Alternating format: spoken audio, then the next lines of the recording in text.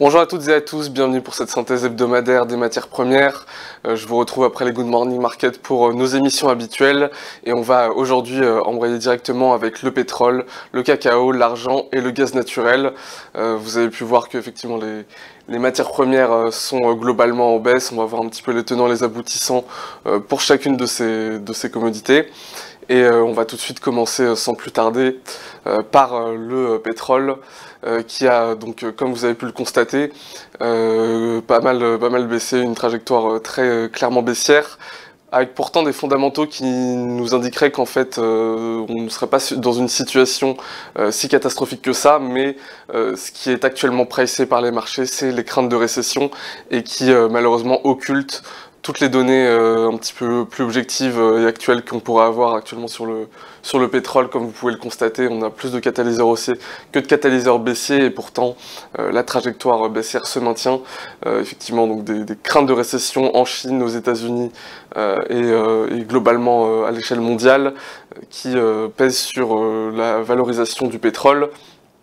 Alors que pourtant, l'augmentation de la production par l'OPEP+, qui avait été annoncée pour voilà, un peu restabiliser les prix, va être retardée d'environ 2 mois, ce qui nous abaisse l'offre qui devait augmenter initialement de 540 000 barils par jour à 180 000 barils par jour.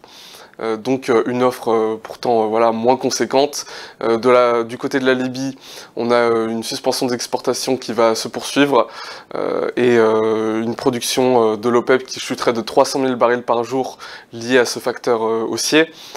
Et puis une structure à terme qui reste toujours en backwardation à la fois sur le Brent et sur le WTI. Si vous ne comprenez pas ce qu'est une backwardation, je vous invite à regarder mes anciennes vidéos intitulées Comprendre les matières premières, où je vous indique les tenants et les aboutissants de cet indicateur très important sur les matières premières. Et voilà, donc backwardation qui, ce que vous devez retenir, est un catalyseur pour l'instant haussier. Mais toutefois, voilà, des facteurs qui sont contrebalancés par une surproduction, alors que pourtant l'OPEP+ impose des limites de production au pays, eh bien il y a quand même une surproduction totale qui s'élève à 327 000 barils par jour, et c'est principalement dû à la situation en Irak. Également, un autre facteur qui contrebalance un petit peu le catalyseur haussier de la part du pétrole libyen, c'est que ce pétrole-là est largement substituable au WTI. Donc, entre guillemets, la seule conséquence que cette donnée pourrait avoir, c'est en fait de rediriger la demande vers le pétrole brut américain. Et donc voilà, ce serait en fait un catalyseur haussier qui ne serait pas si important que ça du point de vue de cette substitution possible entre les deux commodités. Du point de vue des inventaires, alors que pourtant on est en train de clairement baisser sur le pétrole, on a des inventaires qui sont parmi les niveaux les plus bas des 5 dernières années. Et également alors on avait des niveaux les plus bas qui avaient également été atteints durant le courant de l'année 2023, donc il se pourrait que ce niveau de stock qui est quand même bas serait déjà pricé et déjà intégré dans les cours depuis l'année dernière.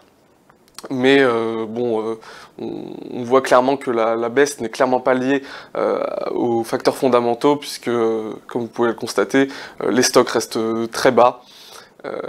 Donc voilà, les inquiétudes sur la croissance mondiale, et principalement en Chine, sont en fait le driver principal de cette évolution du prix du pétrole actuellement. On va enchaîner avec le cacao. Alors le cacao, je vous ai pas présenté les catalyseurs haussiers et les catalyseurs baissiers, puisqu'on est un petit peu à un tournant.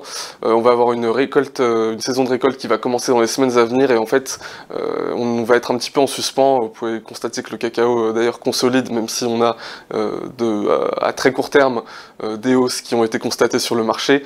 Voilà, des indicateurs qui vont venir dans les semaines à venir sur les premières livraisons qui vont être suivies de près et qui vont probablement nous donner la direction future sur le cours du cacao. On a un support au niveau technique, donc entre 7 000 et 8 000 $, qui est encore très largement défendu par les acheteurs. Donc si jamais on commençait à avoir par exemple des indicateurs baissiers, comme par exemple ce que je vous présente, BMI, qui nous signale une amélioration des conditions météorologiques en Afrique de l'Ouest, et bien même si voilà, fondamentalement on a cette baisse qui est catalysée, il y a ce support qui va absolument falloir percer de manière technique, et qui voilà, qui tient toujours et qui pourrait reconduire à des rebonds du cacao si jamais on devait avoir ces indicateurs qui ne seraient pas favorables. Des indicateurs comme par exemple ce que je vous présente à l'écran, la saisonnalité à long terme, qui nous indique qu'à peu près 200 jours après le début de l'année, alors que la tendance est généralement haussière, eh bien on a un rebond baissier durant à peu près une cinquantaine de jours, qui finit ensuite par une continuation de la hausse. Voilà, donc cet indicateur saisonnier qui pourrait nous indiquer que on se dirigerait plutôt vers une continuation de la baisse jusqu'au support des 7 000, 8 000 dollars avant d'entamer un rebond. Après, si on perd ce support, on pourrait très probablement avoir également une continuation de la baisse, donc ça va sûrement se jouer du point de vue technique sur le cacao. On va enchaîner avec l'argent. Alors l'argent également en consolidation, on a un cours qui ressemble un petit peu à celui du cacao d'ailleurs, et ce pour deux raisons. On a d'un côté un déficit qui reste significatif, qui s'élèverait probablement cette année à plus de 6 tonnes, et puis des positions spéculatives nettes qui restent toujours à un niveau élevé, bien qu'on commence à atteindre des niveaux de surachat.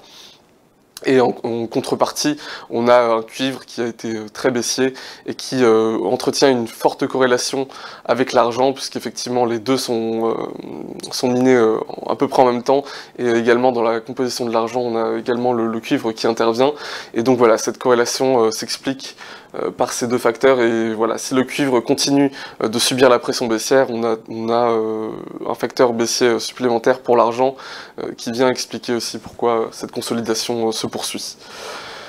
Donc là, je vous parlais des positionnements nets, c'est le deuxième graphique qu'il faut regarder actuellement.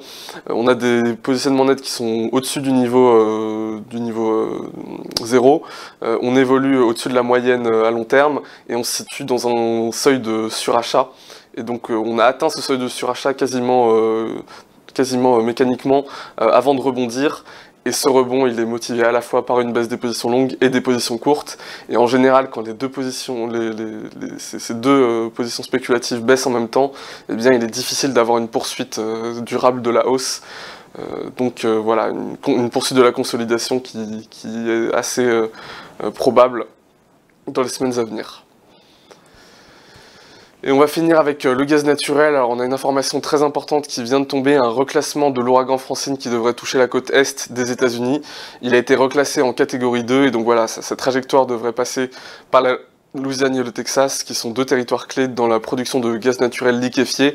On a des terminaux qui ont déjà cessé les exportations, et donc on aura une offre disponible sur le marché qui devrait fortement se réduire. Déjà que la semaine précédente, les stocks n'ont que très faiblement augmenté par rapport à ce qui était attendu, même si on reste quand même au-dessus des niveaux indiqués par la moyenne quinquennale.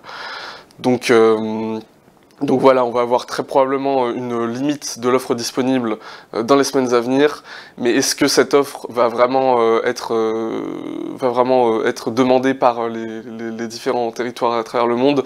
On a cet indicateur d'un taux de remplissage des installations de stockage en Europe qui reste supérieur à 90%, donc ce qui indiquerait que même si l'offre diminue, eh bien la demande en contrepartie ne va pas forcément être très forte, dû au fait que voilà, ces stockages ont un taux de remplissage relativement élevé. Donc je vous indiquais supérieur à 90%, on devrait se situer aux alentours des 93 actuellement. Et voilà, un gaz naturel qui va être probablement en hausse, et notamment un indicateur supplémentaire qui pourrait le justifier, c'est les inventaires comparatifs. Donc les inventaires comparatifs, c'est la ligne ici en vert qui est une ligne inversée. Donc ce qui veut dire que si la ligne baisse, c'est-à-dire que les inventaires augmentent. Si la ligne monte, c'est-à-dire que les inventaires baissent.